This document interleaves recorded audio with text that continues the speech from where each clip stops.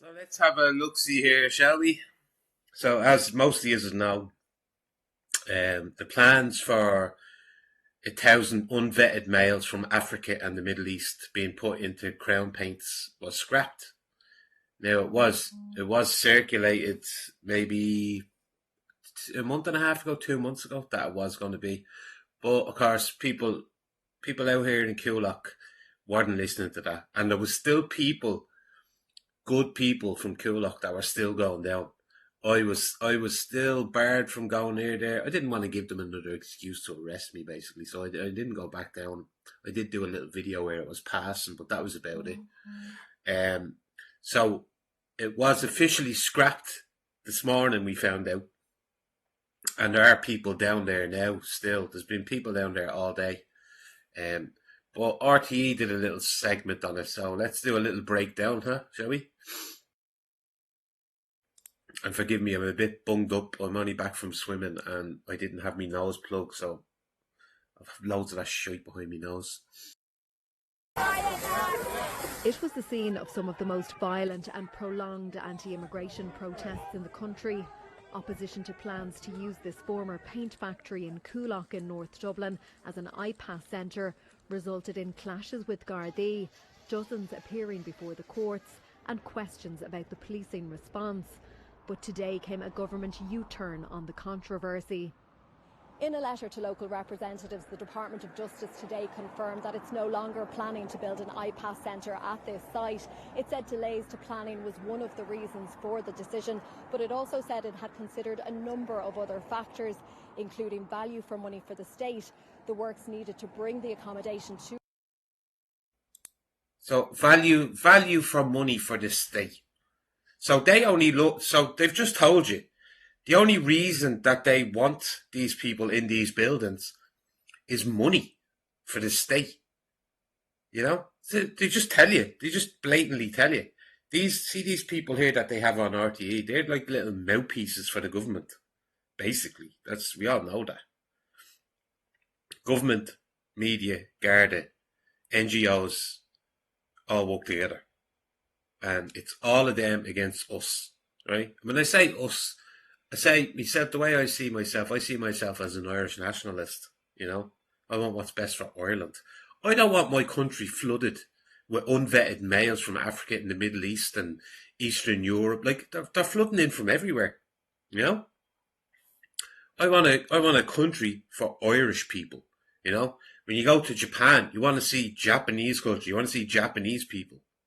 You know, when you go to China, you want to see Chinese people, Chinese culture.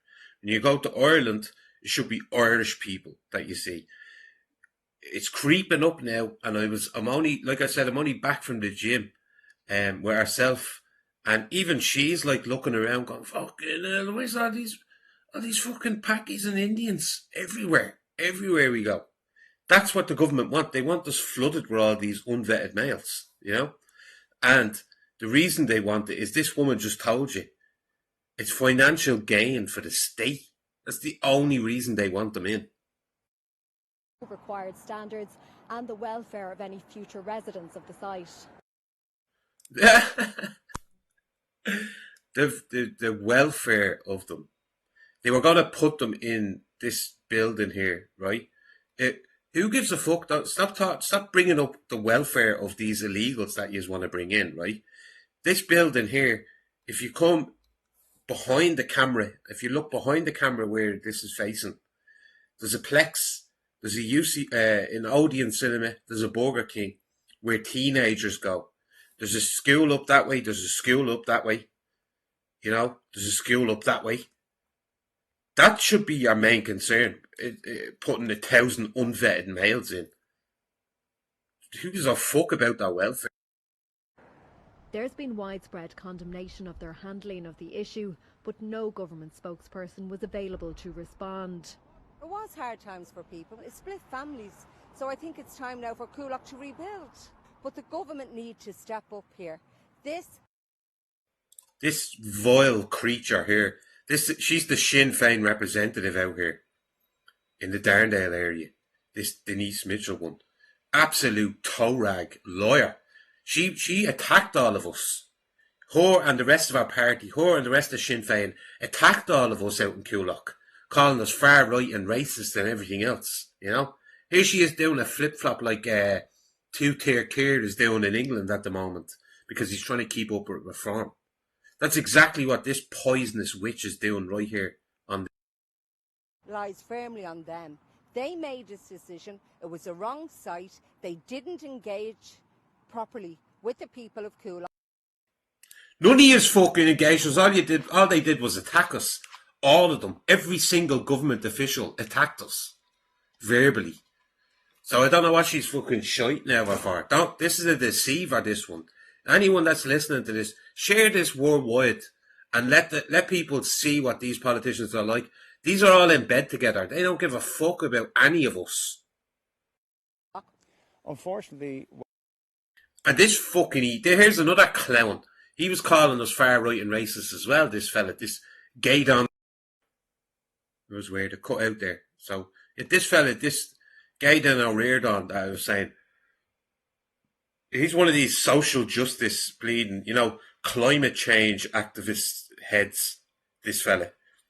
And all he does, he was standing on a bridge in Fairview with, holding up these signs saying, stand against the far right and all this. And he was asked on camera, he said, would you not go down and support, there's thousands of people standing outside Crown Paints. Would you not go down and support them? And you go, why would I go down and stand with them? They're thugs. They're thugs down there. What the department have now handed to those who have a strong feeling around iPad centres, they've given them a template about what to do if you want to stop it. There has to be, though, an investigation and inquiry as to what went wrong here, because all of us who made the effort to be big-hearted from every political party... Big part. Well, he's partly right in the sense of saying from every political party, because it was all of them that turned against the people of Coolock. It was all of them. They all came down heavy on them. Some of us ended up being dragged through courts for the last 9 months.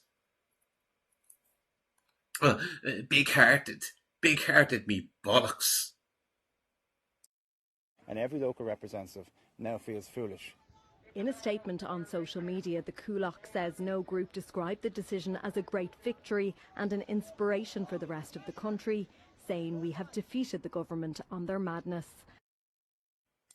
Now, don't hold your breath. Never, don't take the fucking foot off the pedal. People of Ireland, please don't take the foot off the pedal. Keep going, keep putting pressure out there on these. They're saying it's a victory. It's a small little victory. It's a small little victory, but it's not. What's that saying they say? A small battle was won, but the war's still on. And people might say, well, it's a very strong word, that, isn't it? A war? Are you sure it's a war? It's a fucking war.